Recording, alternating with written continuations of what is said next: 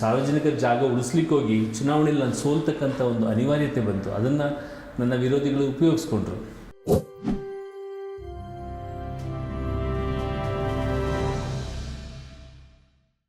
ಭ್ರಷ್ಟಾಚಾರ ಮುಕ್ತ ಭಾರತ ಮಾಡಬೇಕು. ಅದು ಯಾವಾಗ ಸಾಧ್ಯ ಅಂದರೆ ಭ್ರಷ್ಟಾಚಾರ ಮುಕ್ತ ಸಾರ್ವಜನಿಕ ಬದುಕಾಗಬೇಕು. ಭ್ರಷ್ಟಾಚಾರ ಮುಕ್ತ ಇವತ್ತು ಚುನಾವಣೆಗಳಾಗಬೇಕು. ಭ್ರಷ್ಟಾಚಾರ ಮುಕ್ತ ಇವತ್ತು ಆಡಳಿತಗಳ ವ್ಯವಸ್ಥೆ ಬರಬೇಕು. ಮತದಾರ ಆಲೋಚನೆ ಮಾಡಬೇಕು. ತನಗೊಂದು ಏನಾದರೂ ಅನಾರೋಗ್ಯ ಬಂದರೆ ವೈದ್ಯನ ಹತ್ರ ಹೋಗೋಕ್ಕಿಂತ ಮುಂಚೆ ಯಾವ ವೈದ್ಯನ ಹತ್ರ ಆಯ್ಕೆ ಮಾಡ್ಕೊಳ್ತೇವೆ ನಾವು? ಒಳ್ಳೆ ಡಾಕ್ಟರ್ ಹತ್ರ ಹೋಗಬೇಕು, ಒಳ್ಳೆ ಚಿಕಿತ್ಸೆ ಕೊಡೋಂಥ ಡಾಕ್ಟರ್ ಹತ್ರ ಹೋಗಬೇಕು ಅಂತ ಯೋಚನೆ ಮಾಡ್ತೀವಿ. ನಮ್ಮ ಮಕ್ಳಿಗೆ ಸ್ಕೂಲ್ ಸೇರಿಸ್ಬೇಕಾದ್ರೂ ಯೋಚನೆ ಮಾಡ್ತೇವೆ.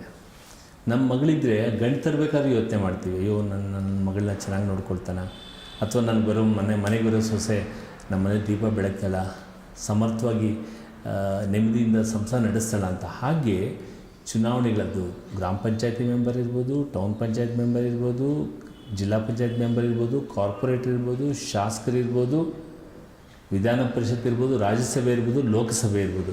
ಇಲ್ಲಿ ನಾವು ಆಯ್ಕೆ ಮಾಡಬೇಕಾದಂಥದ್ದು ಮಾಡಬೇಕಾದ್ರೆ ಆ ಬಹುಜನ ಏನು ಹೇಳ್ತೇವೆ ಮೆಜಾರಿಟಿ, ಆ ಜನ ಅಂಥ ಜನಗಳ ಸಂಖ್ಯೆ ಹೆಚ್ಚಾಗಬೇಕು ಅಂತಕ್ಕಂಥದ್ದು ನನ್ನ ಬಯಕೆ. ಮತ್ತು ಎಷ್ಟೋ ಸಮಸ್ಯೆಗಳು ನೋಡುತ್ತೆ. ಒಂದು ಧರ್ಮದ ಹೆಸರಿನಲ್ಲಿ ಆಗ್ತಾ ಇರ್ತಕ್ಕಂಥ ಇಡೀ ಭಾರತದಲ್ಲಿ ಮೊದಲಿಂದಲೂ ಪೋರ್ಚುಗೀಸರು, ಡಚ್ಚರು, ಮೊಘಲರು ಒಂದು ಬಾಹಿಕ ಶತ್ರು, ಒಂದು ಆಂತರಿಕ ಶತ್ರು. ಇವ್ರನ್ನ ನಿಗ್ರಹಿಸ್ತಕ್ಕಂಥ ಸಮರ್ಥ ನಾಯಕತ್ವ ಕೊಡ್ತಕ್ಕಂಥ ದಿಕ್ಕಿನಲ್ಲಿ ಆಯ್ಕೆ ಆಗಬೇಕು ಅನ್ನೋದೇ ನನ್ನ ಕನಸು. ಅದು ಆಗಲಿ ಅಂತಕ್ಕಂಥದ್ದನ್ನು ಬಯಕೆ. ಆ ದಿಕ್ಕಿನಲ್ಲಿ ನಮ್ಮ ಯುವಜನ ಸಜ್ಜಾಗಬೇಕು, ನಮ್ಮ ಸಮಾಜ ಸಜ್ಜಾಗಬೇಕು ಅನ್ನೋದು ನನ್ನ ಬಯಕೆ. ಸರ್, ಇದಲ್ಲದೆ ನೀವು ರಾಜಕೀಯಕ್ಕೆ ಎಂಟ್ರಿ ಆದಾಗ ನಿಮಗೆ ಮುಂದಿನ ಅಂದರೆ ಹೆಜ್ಜೆಗಳು ಎಷ್ಟು ಕಠಿಣವಾಗಿತ್ತು ಸರ್? ಅಂದರೆ ನೀವು ಕಾರ್ಪೊರೇಟ್ ಎಲೆಕ್ಷನ್ನ ಫೇಸ್ ಮಾಡ್ತೀರಾ ಸ್ವತಂತ್ರವಾಗಿ. ಆಗಿನ ಕಾಲದಲ್ಲಿ ನೀವು ಫೇಸ್ ಮಾಡಿದಂಥ ಸ್ವಲ್ಪ ಏನಾದರೂ ಹೇಳ್ಬೋದು ಅಂದರೆ ಕಷ್ಟಗಳು? ಹೇಳಬೇಕಂದ್ರೆ ನನಗೆ ರಾಜಕಾರಣದಲ್ಲಿ ಅಧಿಕಾರಕ್ಕೆ ಬರಬೇಕು ಅಂತ ನಾನು ಬಯಸೋನಲ್ಲ. ಅಂದರೆ ಶಾಸಕನಾಗಿನೋ ಕಾರ್ಪೊರೇಟ್ರ್ ಆಗಬೇಕು ಅಂತಕ್ಕಂಥದ್ದು ಇರಲಿಲ್ಲ. ನನಗೆ ಕಾರ್ಪೊರೇಟ್ರ್ ಬಗ್ಗೆ ಹೆಚ್ಚು ನನಗೆ ಗೊತ್ತಿರಲಿಲ್ಲ. ಏಕದಮ್ ನೇರವಾಗಿ ಎಮ್ ಎಲ್ ಎ ಆಗಬೇಕು ಅಂತಕ್ಕಂಥದ್ದು. ಎಮ್ ಎಲ್ ಎ ಆಗಬೇಕು ಅಂತ ಬಯಸಿದೆ. ಆದರೆ ಸೀಟ್ ಕೊಡೋ ವಿಚಾರದಲ್ಲಿ ಮತ್ತೆ ನಿಂಗೆ ವಯಸ್ಸು ಚಿಕ್ಕದು ಮತ್ತು ಬೇರೆ ಬೇರೆ XYZ ಫ್ಯಾಕ್ಟ್ರಿಂದ ನನ್ನ ಪಕ್ಕಕ್ಕಿಟ್ಟರು. ಸರ್, ವಯಸ್ಸು ಚಿಕ್ಕದಂದ್ರೆ ಎಷ್ಟನೇ ವಯಸ್ಸು ನೀವು ಎಂಟ್ರಿ ಅಲ್ಲ, ನಾನು ಆಗಲೇ ರಾಜಕೀಯ ಪ್ರವೇಶ ಮಾಡಿದ್ದೆ. ಬಟ್ ಚುನಾವಣೆ ಬಂದಾಗ ನನಗೆ 22 ವಯಸ್ಸಿತ್ತು. ಆಗ ಅಸೆಂಬ್ಲಿ ಎಲೆಕ್ಷನ್ 23-20 ಸಿಗಲಿಲ್ಲ ಸೀಟು. ಆಗಲೇ ಲೀಡರ್ಶಿಪ್ ಆಗಲೇ ನನಗೆ ಹೇಳಬೇಕಂದ್ರೆ ಭಾಳ ಚಿಕ್ಕ ವಯಸ್ಸಿನಲ್ಲೇ ನನಗೆ NSU ಇರ್ಬೋದು, ನನ್ನ ಬಾಲಕೃಷ್ಣ ಎನ್ ಶೆಟ್ಟಿ ಅಂತ ಇದ್ದರು.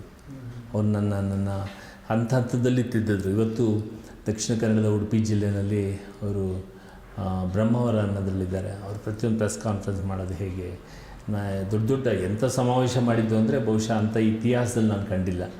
NT ರಾಮರಾವ್ ಗೌರ್ಮೆಂಟ್ ಅವರು ಟಾಪಲ್ಲಾದಾಗ ನಾದಂಡ್ಲೆ ಒಬ್ಬರು ಇವರಿದ್ದರು ಗವರ್ನರು, ಆಂಧ್ರ ಪ್ರದೇಶ ಆಯಿತು, ಅನ್ಡಿವೈಡೆಡ್ ಆಂಧ್ರದಲ್ಲಿ. ಅವ್ರು ಸ್ವಲ್ಪ ಕಂಠೀರವ ಸ್ಟೇಡಿಯಮಲ್ಲಿ ಕಿಕ್ಕಿರಿದು ಜನ, ಯಾವ ದುಡ್ಡು ಕೊಡ್ತು ಜನ ತಂದಿದ್ದಲ್ಲ, ಆ ಜನ ಸ್ವತಃ ಬಂದು ಅಲ್ಲಿ ಕಾರ್ಯಕ್ರಮನ ದೇವರಾಜ ಅರಸರ ಜನ್ಮದಿನಾಚರಣೆಯನ್ನು ನಾವು ಆಚರಣೆ ಮಾಡಿದ್ದೆವು. ಅದನ್ನು ಪ್ರತಿಪಕ್ಷಗಳ ಏಕತಾ ದಿನ ಅಂಥೇಳಿ, ಆಪೋಸಿಷನ್ ಯುನಿಟಿ ಡೇ ಅಂತೇಳಿ. ಅದಾದಮೇಲೆ ಜನತಾದಳ ಫಾರ್ಮೇಷನ್ ಆಗಿದ್ದು, VP ಸಿಂಗ್ ಬಂದಿದ್ದು. ಆಗ ದೊಡ್ಡ ಮಹಾನ್ ನಾಯಕರುಗಳೆಲ್ಲ ಸೇರಿ ಪ್ಯಾಲೇಸ್ ಗ್ರೌಂಡಲ್ಲಿ ಅವತ್ತು ದಿವಸ ಫೌಂಡೇಶನ್ ಡೇ ಅಂತ ಮಾಡಿದ್ದು. ಅವತ್ತು ದಿವಸ PGR ಸಿಂಧು ಟ್ರಾನ್ಸ್ಪೋರ್ಟ್ ಮಿನಿಸ್ಟ್ರ್ ಇದ್ದರು, ನಾನು ಟ್ರಾನ್ಸ್ಪೋರ್ಟ್ ಇನ್ಚಾರ್ಜ್ ಇದ್ದೆ. ಆವಾಗ ಪ್ರಫುಲ್ಲ ಕುಮಾರ್ ಮಹಂತ, ಅಸ್ಸಾಂನ very Young student leader, chief minister ಇದ್ದವರು, ಎಲ್ಲ ದೇಶದ ಎಲ್ಲ ಕಾಂಗ್ರೆಸ್ಸೇತರ ನಾಯಕರುಗಳೆಲ್ಲ ಬಂದಿದ್ದರು. ಸೊ ಇವೆಲ್ಲ ಅನುಭವಗಳು ಚಿಕ್ಕ ವಯಸ್ಸಿನಲ್ಲೇ ಪಡೆದೆ. ಇದು ನನಗೆ ಕಾನ್ಫಿಡೆನ್ಸ್. ಮತ್ತು ಜೊತೆಗೆ ತಾಬಲಂ ಜಗಬಲಂ, ನಾವು ಸರಿಯಾಗಿದ್ದರೆ ಯಾಕೆ ಜಗತ್ತಿಗೆ ಎದುರಬೇಕು. ಅಂದರೆ ಸರ್, ನಿಮಗೆ ಕಾಂಗ್ರೆಸ್ ಪಕ್ಷದಿಂದ ಟಿಕೆಟ್ ಸಿಗಲಿಲ್ಲ, ಅದಾದಮೇಲೆ ಇಲ್ಲ, ಸ್ವಲ್ಪ ಕರೆಕ್ಷನ್ಸ್ ಮಾಡ್ಕೋಬೇಕು. ಕಾಂಗ್ರೆಸ್ಸಿಂದಲ್ಲ, ಆಗ ಅಷ್ಟೊತ್ತಾಗಲೇ ದೇವರಾಜರಸನ್ನ ಕಾಂಗ್ರೆಸ್ಸಿಂದ ಉಚ್ಚಾಟನೆ ಮಾಡಿದಾಗ ಹೊರಗಡೆ ಹೋದಂಥ ಯುವಕರಲ್ಲಿ ನಾನೊಬ್ಬ. ಈಗ ಯೂತ್ ಕಾಂಗ್ರೆಸ್ಸಿಂದ ಅವ್ರ ಜೊತೆ ಆಗ ಅವ್ರು ಕ್ರಾಂತಿರಂಗ ಕಟ್ಟಿದ್ರು. ಕ್ರಾಂತಿರಂಗದಲ್ಲಿ ನಾನು ಸ್ಟೇಟ್ ಆಫೀಸ್ ಬೇರೆ ಆಗಿದ್ದೆ. ಯುವ ಕ್ರಾಂತಿರಂಗದ ಪದಾಧಿಕಾರಿಯಾಗಿದ್ದೆ ಸ್ಟೇಟ್ ಲೆವೆಲಲ್ಲಿ. ಅದು ದೇವರಾಜ ಸತ್ತ ನಂತರ ನಾವೆಲ್ಲ ಮತ್ತೆ ಅನಾಥ ಆದವು. ಆಗ ಕಾಂಗ್ರೆಸ್, ಆಗ ದೇವರಾಜ ಕಾಂಗ್ರೆಸ್ ಯು ಇತ್ತು, ಕಾಂಗ್ರೆಸ್ ಅರಸ್ ಅಂತ, ಕಾಂಗ್ರೆಸ್ ಎಸ್ ಅಂತ ಇತ್ತು ಶರದ್ ಪವಾರ್ ಅವ್ರದ್ದು. ಆಮೇಲೆ ಕ್ರಾಂತಿರಂಗ ಫಾರ್ಮ್ ಆಯಿತು. ಕ್ರಾಂತಿರಂಗದಲ್ಲಿ ದೇವರಾಜ ಸತ್ತ ನಂತರ ಜೆ ಎಚ್ ಪಟೇಲ್ರು ಅಧ್ಯಕ್ಷರಾದರು, ಎನ್ ರಾಚೇನವರು ಅಧ್ಯಕ್ಷರಾದರು, ನಜೀರ್ ಸಾಬ್ರಿದ್ದರು, ಜೀವರಾಜ್ ಅಳವರಿದ್ದರು, ಚಂದ್ರೇಗೌಡರಿದ್ದರು. ಸೊ ಎಲ್ಲ ಆಗ ಕ್ರಾಂತಿರಂಗ ಹೋಗಿ ಜನತಾ ಪಾರ್ಟಿ ಜೊತೆ ಸೇರಿ ಜನತಾ ರಂಗ ಅಂಥೇಳಿ ಆಯಿತು. ಆಗ ಬಿ ಜೆ ಪಿ ಬೆಂಬಲದಿಂದ ರಾಮಕೃಷ್ಣ ಹೆಗಡೆಯವರು ಮುಖ್ಯಮಂತ್ರಿಗಳಾದರು. ಆಮೇಲೆ ಮತ್ತೆ ರಾಮಕೃಷ್ಣ ಹೆಗಡೆಯವರು ರಿಸೈನ್ ಮಾಡಿ ನಂತರ ಅವರು ಮತ್ತೆ ಮುಖ್ಯಮಂತ್ರಿಗಳೇ ಆದರು. ಸೊ ಅದಾದಮೇಲೆ ನಿಮ್ಗೆ ಗೊತ್ತಿದೆ ಈ ರಾಜಕೀಯದಲ್ಲಿ ಏನೆಲ್ಲ ಬದಲಾವಣೆಗಳಾಯಿತು. ಮೊದಲನೇ ಸರಿ ನನಗೆ ಸೀಟ್ ಕೊಡುವಾಗ ನಿಮ್ಗೆ ವಯಸ್ಸು ಚಿಕ್ಕದು ಬೇರೆ ಬೇರೆ ಫ್ಯಾಕ್ಟ್ರಿಗಳು ಹೇಳಿ ಅವಾಯ್ಡ್ ಮಾಡಿದ್ರು.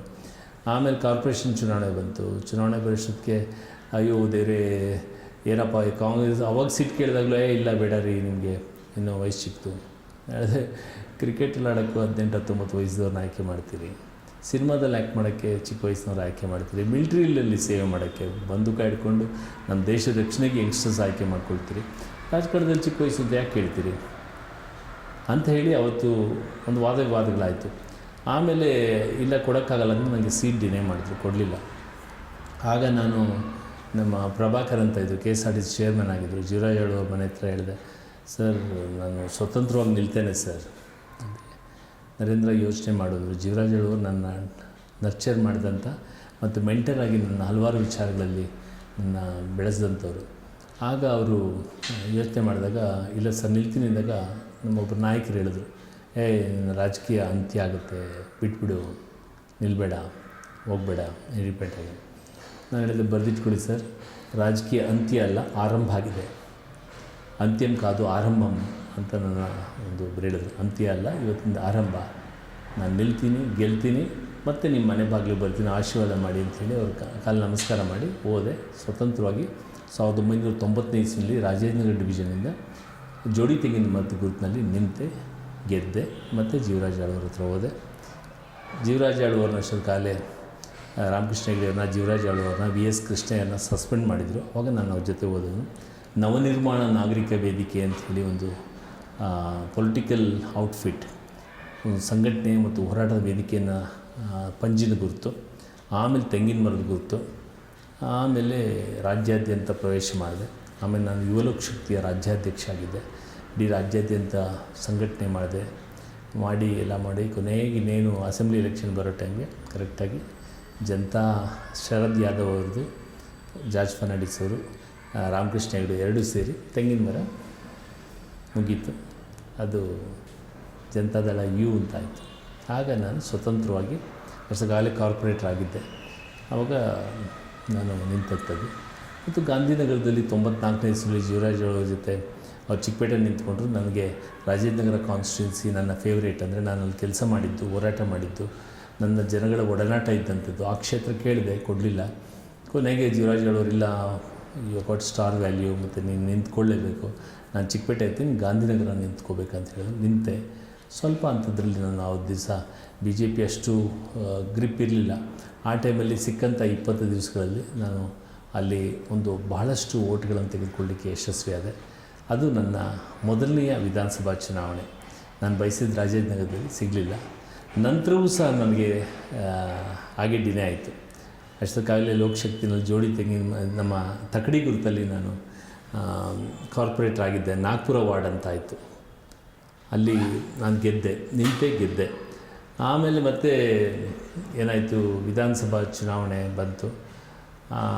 ನಾನು ಸ್ವತಂತ್ರವಾಗಿ ರಾಜೇಂದ್ರನಗರದಲ್ಲಿ ಆ್ಯಪಲ್ ಗುರುತಿಗೆ ನಾನು ನಿಂತೆ.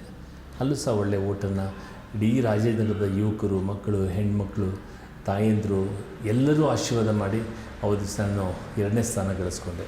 ಸುರೇಶ್ ಕುಮಾರ್ ಅವರು BJP ನಿಂತಿದ್ದರು. ಅದು ನನ್ನ ಮತ್ತೊಂದು 2ನೇ ವಿಧಾನಸಭಾ ಚುನಾವಣೆ. ಆಮೇಲೆ ಹರಿಪ್ರಸಾದ್ ಅವರು, DK ಶಿವಕುಮಾರ್ ಅವರು, SM ಕೃಷ್ಣ ಅವ್ರ ನೇತೃತ್ವದಲ್ಲಿ ಕಾಂಗ್ರೆಸ್ಗೆ ಹೇಳಿದ್ರು ಬರಬೇಕು ಅಂತ ಬಂದೆ, ಸೇರಿಕೊಂಡೆ, ಕೆಲಸ ಮಾಡಿದೆ. ನಮ್ಮಲ್ಲಿ 12 ವಾರ್ಡ್ಗಳಿತ್ತಾಗ ರಾಜೇಂದ್ರ ವಿಧಾನಸಭಾ ಕ್ಷೇತ್ರಕ್ಕೆ ಸಂಬಂಧಪಟ್ಟ ಹಾಗೆ. ಆಮೇಲೆ ಅಷ್ಟಕಾಲೇ ನಾನು ಆ್ಯಪಲ್ ಗುರುತಲ್ಲಿ ಭಾಳಷ್ಟು ಜನಪ್ರಿಯತೆಯನ್ನು ಅಥವಾ ಜನಗಳ ಪ್ರೀತಿಯನ್ನು ಗಳಿಸಿದ್ದೆ. ಆಗ ನಾನು ಕಾಂಗ್ರೆಸ್ಸಿಂದ ಮತ್ತೆ MLA ಆದೆ. ಡಿಲಿಮಿಟೇಷನ್ಸ್ ಆಗೋಯ್ತು. ಅವು 3.5 ವರ್ಷಕ್ಕೆ ಸರ್ಕಾರ ಬಿದ್ದೋಯ್ತು. ನಂತರ ನಾನು ಡಿಲಿಮಿಟೇಷನ್ಸ್ ಆದಾಗ ನಾನು ಮತ್ತು ಬೇರೆಯವ್ರು ಕಿತ್ತಾಡಬೇಕು ಅಂತೇಳಿ ಮಹಾಲಕ್ಷ್ಮಿ ಲೇಔಟ್ ಕಾನ್ಸ್ಟಿಟ್ಯೂನ್ಸಿ ಅಂದರೆ ರಾಜನಗರದ ಒಂದು ಸ್ವಲ್ಪ ಭಾಗ ಮತ್ತು ಉತ್ತರಲ್ಲಿ ಭಾಗ ಈ ಕಮಲಾನಗರ, ಜಯಮಾರ್ತ್ ನಗರ ಇವೆಲ್ಲ ಸೇರಿ ಇನ್ನೊಂದು ಮಹಾಲಕ್ಷ್ಮಿ ಲೇಔಟ್ ವಿಧಾನಸಭಾ ಕ್ಷೇತ್ರ ಅಲ್ಲಿಂದ ಗೆದ್ದೆ. ಇದು ನಡೆದಂಥ ಜರ್ನಿ. ರಾಜಕೀಯದಲ್ಲಿ ಅಪ್ಸ್ ಆ್ಯಂಡ್ ಡೌನ್ಸ್, ಮತ್ತು ನಾನು ನಿಂತೆ, ಸೋತೆ, ನಿಂತೆ, ಹೀಗೆ ಸೋಲು ಗೆಲುವುಗಳನ್ನು ನಾನು ಕಂಡಿದ್ದೇನೆ. ಸರ್, ಇದಲ್ಲದೆ ನೀವು 2 ಸರಿ MLA ಆಗಿ ಕೂಡ ಆಯ್ಕೆ ಆದ್ರಿ ಸರ್. ಅವಾಗ ನೀವು 2 ಸರಿ ಕಾಂಗ್ರೆಸ್ ಪಕ್ಷದಿಂದನೇ ಸ್ಪರ್ಧೆ ಮಾಡಿದ್ರಿ, 2 ಸರಿನೂ ಜನ ನಿಮ್ಮನ್ನ ಆಶೀರ್ವಾದ. ಆ ಟೈಮಲ್ಲಿ ತುಂಬ ಇಂಪ್ರೂವ್ಮೆಂಟ್ಗಳು ಮಾಡಿದ್ರಿ ನೀವು. ಮಹಾಲಕ್ಷ್ಮಿ ಲೇಔಟ್ ಕ್ಷೇತ್ರನ ಮಾದರಿ ಕ್ಷೇತ್ರ ಅನ್ನೋ ಥರದಲ್ಲಿ ಮಾಡಿದ್ರಿ. ಅಲ್ಲಿ ನಿಮ್ಮ ಕಾಲದಲ್ಲಿ ಸರ್ ಈ ಉದ್ಯಾನವನ ಆಗಿರ್ಬೋದು, ಆಟದ ಮೈದಾನ, ಅದಕ್ಕೆ ನೀವು ಹೆಚ್ಚು ಒತ್ತುಗಳು ಕೊಟ್ಟರೆ ಅದ್ರ ಬಗ್ಗೆ ಸ್ವಲ್ಪ ಏನಾದ್ರು ಹೇಳ್ಬೋದು ಸರ್? ಹೇಳಬೇಕಂದ್ರೆ ನನಗೆ ನನ್ನ ಮನೆ ಚೆನ್ನಾಗಿರಬೇಕು. ನನ್ನ ಆಯ್ಕೆ ಮಾಡಿದಂಥ ವಿಧಾನಸಭಾ ಕ್ಷೇತ್ರದಲ್ಲಿ ಒಂದು ರೀತಿಯಾಗಿ ಆದರ್ಶವಾಗಿರಬೇಕು. ನಾನು ಮತ್ತು ಚಂದ್ರಶೇಖರ್ ನಮ್ಮ ಬಸವನಗುಡಿನಲ್ಲಿ ಮೇಯರ್ ಆಗಿದ್ದರು. ಅವ್ರು ಮೇಯರ್ ಆಗಿದ್ದಾಗಲೇ ನಾನು ಟ್ಯಾಕ್ಸೇಷನ್ ಫೈನಾನ್ಸ್ ಕಮಿಟಿ ಚೇರ್ಮನ್ ಆಗಿದ್ದೆ. ಮತ್ತು ಅವರು ನಾನು 3 ಬಾರಿ ಕಾರ್ಪೊರೇಟರ್ ಆಗಿದ್ದೆ. ಅವರು MLA ಆದರು, ನಾನು MLA ಆದೆ. ಅವ್ರಿಗೂ ನನಗೂ ಯಾವಾಗಲೂ ಹೆಲ್ತಿ ಕಾಂಪಿಟೇಷನ್, ನನಗವ್ರಿಗೂ ಆರೋಗ್ಯಕರವಾದಂಥ ಸ್ಪರ್ಧೆ ಏರ್ಪಟ್ಟಿತ್ತು.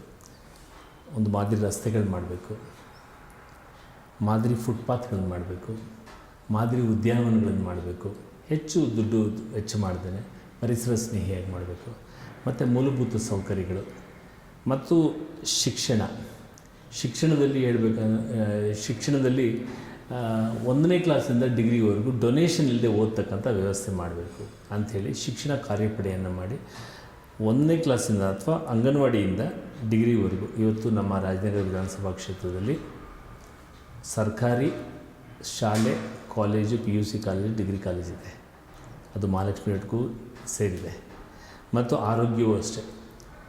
ಆರೋಗ್ಯದಲ್ಲಿ ಭಾಳಷ್ಟು ಸುಧಾರಣೆಗಳು ಆಯಿತು, ಇನ್ನೂ ಆಗಬೇಕಾಗಿದೆ.